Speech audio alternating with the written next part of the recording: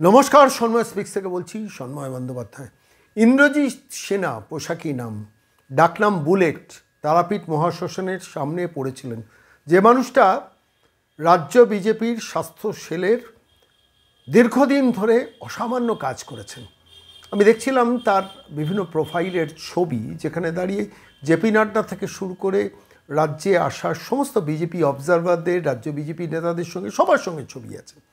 এবং দীর্ঘদিন ধরে রাজ্যের যে কোনো প্রান্তে যে কোনো মানুষ অসুস্থ হলেন তাকে হসপিটালে নিয়ে যাওয়া, তার জন্য রাত জাগা, তার ব্লাড ব্যবস্থা করা, ওষুধ ব্যবস্থা করা, সমস্ত দায়িত্ব নিজ কাঁধে নিয়ে যে মানুষটা কাজ করতেন, সেই মানুষটা অসুস্থ অবস্থায়, প্র্যাকটিক্যালি খুব কঠিন অবস্থায় তারাপীঠ মহাশ্মশানের কাছে পড়েছিলেন। সেই মানুষটাকে নিয়ে খবর করেছিলেন বীরভূম জেলার আইটি সেলের এক ব্যক্তি, এবং তার পরবর্তীকালে ধ্রুব সাহা সেটা নিয়ে সোশ্যাল মিডিয়াতে পোস্ট করেন এবং সাধারণ মানুষ জানতে পারেন। পরবর্তীকালে সংবাদ মাধ্যমেও তার খবর প্রচারিত হয়। এই ঘটনার পর যে ঘটনাটা ঘটলো সেটা হচ্ছে, শুভেন্দু অধিকারীও খবর পেয়েছিলেন। শুভেন্দু অধিকারী সরাসরি তার কাছে যে ব্যক্তি গেছেন তার সঙ্গে টেলিফোনে কথা বলেছেন।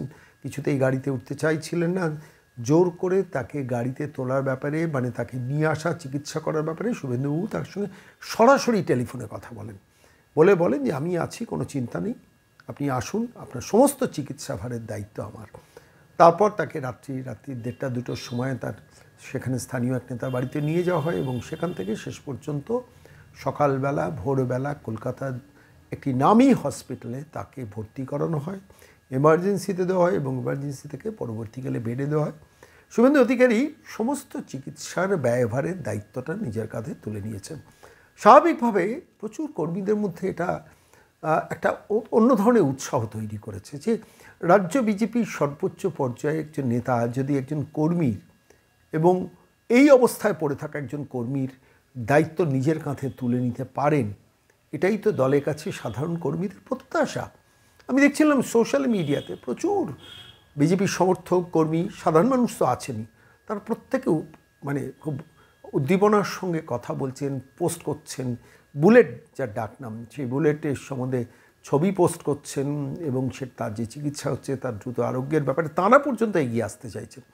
বহু কর্মী দেখছিলাম সোশ্যাল মিডিয়া পোস্টে বলছেন আমরাও তার পাশে দাঁড়াতে চাই। আমার একটা খুব মৌলিক প্রশ্ন আছে, আচ্ছা এই যে ঘটনাটা ঘটলো, এই ঘটনা থেকে আমরা কি শিক্ষা নিতে পারি? যে বিজেপির নিচের তলার যে কোনো, নিচের তলা কেন, মাঝের তলায় বা যে কোনো স্তরে যে কোনো কর্মী বা যে কোনো নেতা যদি গুরুতর কোনো কঠিন সমস্যার মধ্যে থাকেন, তাহলে সর্বোচ্চ পর্যায়ের হস্তক্ষেপটা তারা প্রত্যাশা করেন, এবং এই প্রত্যাশার জায়গাটা কোনো কোনো কোনো কোনো কোনো প্রশ্ন থাকা উচিত না। তার কারণ যারা পার্টিকে ভালোবাসেন সেই কর্মীরা, সেই সমর্থকরা স্বাভাবিকভাবে পার্টির সর্বোচ্চ স্তরের নেতৃত্বের কাছে এই সহযোগিতাটাই চাইবেন। প্রশ্ন হলো যে কতটা প্রম্পট আপনি করবেন। আমি দেখছিলাম অনেক রাজনৈতিক নেতা কথা বলছেন তারা বলছেন যে আমরা জেলা নেতৃত্বকে বলেছি যা করার করতে, যা ব্যবস্থা করার করতে। এটা প্রম্পটনেস নয়। প্রম্পটনেস যেটা শুভেন্দু অধিকারী করে দেখালেন, আমি বলছি সাইলেন্টলি করলেন, এটা নিয়ে তিনি কোনো প্রচার করলেন না, কারুকে কোনো সোশ্যাল মিডিয়ায় আলাদা করে পোস্ট করে জানালেন না যে আমি এটা এই ইন্দ্রজিৎ সিনহা বা বুলেটের জন্য এই কাজটা করেছি। সাধারণ মানুষ, সাধারণ সমর্থক যারা এই এন্টায়ার পর্বটার সঙ্গে যুক্ত হয়েছেন তারা সোশ্যাল মিডিয়াতে পোস্ট করেছেন যে শুভেন্দু অধিকারী টেলিফোনে একজন কর্মীর ফোন থেকে সরাসরি এই বুলেটের সঙ্গে কথা বলেছেন, তাকে রাজি করিয়েছেন, তাকে বলেছেন যে আপনি আসুন, আপনার সমস্ত চিকিৎসা আমি করাবো। এবং তারপর সেই গাড়িতে করে নিয়ে আসা হয়, তারপরে কলকাতা পৌঁছানো হয়, এবং সেই কলকাতা থেকে পৌঁছে সর্বোচ্চ নামী হসপিটালে সমস্ত অ্যারেঞ্জমেন্ট করে রাখা হয়, সেখানে অ্যাডমিশন করা হয়, এমার্জেন্সিতে ভর্তি করা হয়, এবং সেখান থেকে শেষ পর্যন্ত জেনারেল বেডে ট্রান্সফার করা হয়। এই যে প্রম্পটনেস, এটাই কিন্তু মানুষকে ভাবিয়েছে, আমি বলছি কর্মীদের ভাবিয়েছে।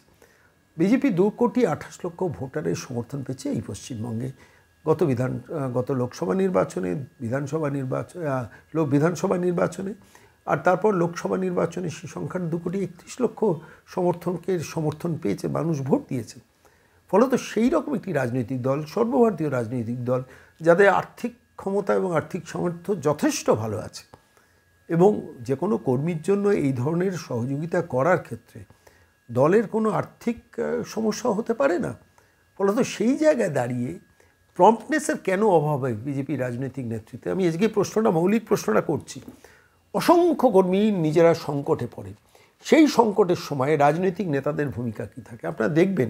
আমি এই কথাটা খুব দায়িত্ব নিয়ে বলছি, এক একটা নির্বাচন যায় প্রচুর বিজেপির সমর্থক কর্মীরা নিহত হন, এবং যে মুহূর্তে নিহত হন কোনো একজন রাজনৈতিক নেতা গাড়ি নিয়ে ছুটে যান, গিয়ে একজন বা দুজন বা তিনজন নেতা গিয়ে যান, পৌঁছে তাদের টিভির সামনে দাঁড়িয়ে বাইট দেন, তাদের পরিবারকে সমবেদনা জানান, এবং তারপর যখন ফিরে আসেন ক্যামেরার মুখ যখন সেখান থেকে ঘুরে যায়, সেই পরিবারের খবর কিন্তু বিজেপির রাজনৈতিক নেতারা আর পরবর্তীতে রাখেন না। আপনি ভেবে দেখুন তো 2019-এর লোকসভা নির্বাচন, 2021-এর বিধানসভা নির্বাচন, 2024-এর লোকসভা নির্বাচন, কত অসংখ্য বিজেপির গ্রাসরুট লেভেলে কর্মী মারা গেছেন।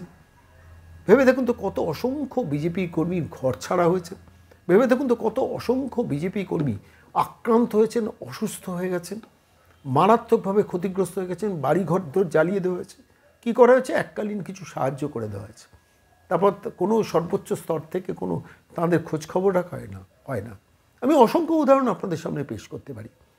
আমি আজকে শুভেন্দু অধিকারীর এই কাজটাকে নিয়ে আমি আজকে প্রতিবেদন করছি, তার কারণ আমি দেখেছি শুভেন্দুবাবু যখন যেখানে যান প্রচুর পরিবারের এই অ্যাসিওরেন্স দেন যে তাঁর পরিবারের যে অসহায় শিশুটা বড় হবে, তার বাবা বা মা মারা গেছেন। সাম্প্রতিককালে আমি মামনি রুইদাসের কথা ভাবুন তো, আমি একটা ছোট রেফারেন্স হিসেবে দিচ্ছি।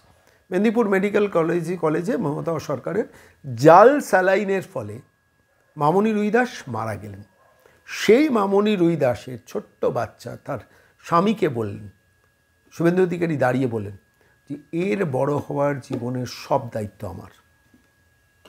এবং এটা নিয়ে আর কোনো প্রচার নয়, ওইটুকুই শুধু মিডিয়ার সামনে বলেছেন। প্রতি মাসে প্রতি বছরে নিয়ম করে তার বাড়িতে আর্থিক সাহায্য পৌঁছে যায় শুভেন্দু অধিকারীর অফিস থেকে। এটা শুভেন্দু অধিকারী যদি করতে পারেন, তাহলে রাজ্য বিজেপির বাকি নেতারা করতে পারেন না কেন? দামি গাড়িতে চড়বেন, 33 জন কমান্ডো নিয়ে ঘুরবেন, আর যখন এই মানুষগুলো বিপন্ন হয়, তাদের জীবন বিপন্ন হয়, তাদের দিকে তাকাবেন না কেন?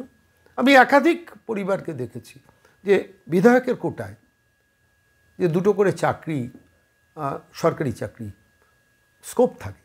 শুভেন্দু অধিকারী যখন এই ধরনের কোনো ঘটনায় গেছেন যে আমার কোটায় আমি অমুককে এর নামটা রেফার করে দিচ্ছে, তারা কাজ করছেন, তারা চাকরি করছে না। আর্থিক সাহায্য, বড় হওয়া, পড়াশোনা করা, হসপিটালে ভর্তি, চিকিৎসা, কত অসংখ্য কর্মীকে শুভেন্দু অধিকারী কলকাতার বিভিন্ন হসপিটালে চিকিৎসা করিয়েছেন। কোনো দিন প্রচার দেখেছেন?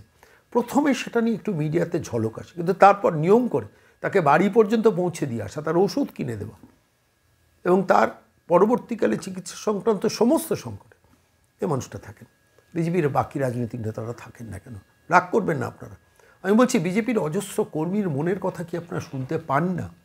আমি দেখছিলাম এই বুলেট বা ইন্দ্রজিৎ সিনহার এই অসুস্থতার সময় কোনো রাজনৈতিক নেতা, আমি নাম করছি না, কাউকে ছোটো করার জন্য বলছি না, তারা বলছেন আমি জেলা নেতাকে বলে দিয়েছি, জেলা সভাপতিকে বলে দিয়েছি। কেন? ওয়াই? 5 মিনিটের মধ্যে আপনার টেলিফোন তুলে বলা উচিত ছিল আমি ফোন ধরে বলছি যে আপনি ওকে গাড়ি নিয়ে আসার ব্যবস্থা করুন। This is leadership. Suvendu Adhikari তো সেটাও করতে পারতেন, করেননি তো। লোক পাঠিয়েছেন শুধু না, তার সঙ্গে বলেছেন গাড়িতে উঠতে চাইছে না, ফোনে দাও।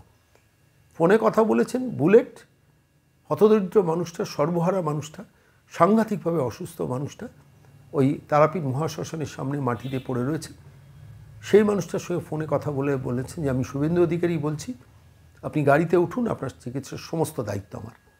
This is called leadership. শুধু বৈঠক করলে হবে? শুধু সদস্যতা অভিযান করলে হবে? আমি বলছি এগুলো নিয়ে ভাবুন। কেন কেন কেন কেন পথই পথ চেনাবে না?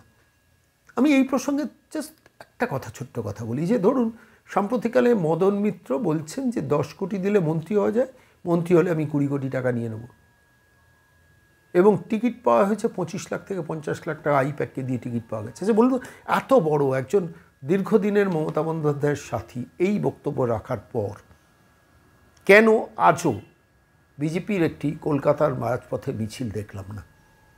আমি বলছি পথটাকে তো চিনতে হবে, রাস্তাটাকে চিনতে হবে, মানুষগুলোর পাশে দাঁড়াতে হবে, স্বীকৃতি দিতে হবে। যে মানুষগুলো বছরের পর বিজেপিকে ডিফেন্ড করতে গিয়ে, বুথ এজেন্ট হতে গিয়ে মারা গেলেন, প্রতি বছর নিয়ম করে রাজনৈতিক নেতাদের তার বাড়িতে যেতে হবে, তার ফাইন্যান্সিয়াল অ্যাসিস্ট্যান্স পৌঁছচ্ছে কিনা, তার পরিবারে আর কোনো অসুবিধা হচ্ছে কিনা, যার সিঁদুর মুছে গেছেন সেই বিধবা ভদ্রমহিলার প্রতি বছর কোনো অসুবিধা হচ্ছে না কেন? একজন করে অবজারভার তার জন্য অ্যাপয়েন্ট করা যায় না? খুব সিম্পল কথা বলছি। শুধু বৈঠক, শুধু ভোজন, শুধু দিল্লিতে রিপোর্ট পাঠানো, শুধু ফেসবুকে পোস্ট, শুধু সদস্যতা অভিযান। কেন কেন কেন আমি বলছি কেন সদস্যরা অ্যাক্টিভ হবে না বলুন? এই বুলেটের এই ঘটনা কিন্তু নিচের লেভেলে কর্মীদের মনোবল বাড়ালো। ভুল বললাম কি ঠিক বললাম আপনারা কমেন্ট বক্সে লিখবেন। আমি বলছি শুভেন্দু অধিকারী ছাড়া আর কোনো রাজনৈতিক নেতাদের মধ্যে, বিজেপির মধ্যে এটা দেখি না কেন। চিন্তায় দৈন্য, বোধে দৈন্য, অহংকার, আত্মহংকার। আমি একটা কেটা আপনি দামি গাড়িতে চড়ে ঘুরবেন, 33 জন কমান্ডো নিয়ে ঘুরবেন, আর যখন ওই বুলেটের মতো ছেলেরা তারাপীঠের মহাশ্মশানে পড়ে থাকবে তখন জেলা সভাপতিকে বলে দিয়েছি বলে দায় ছাড়বেন? নো, বিজেপি এতে বাঁচবে না। বিজেপিকে বাঁচাতে গেলে শুভেন্দু অধিকারী যে ভূমিকা পালন করছেন সেটা দেখে অন্তত একটু শেখার চেষ্টা করুন।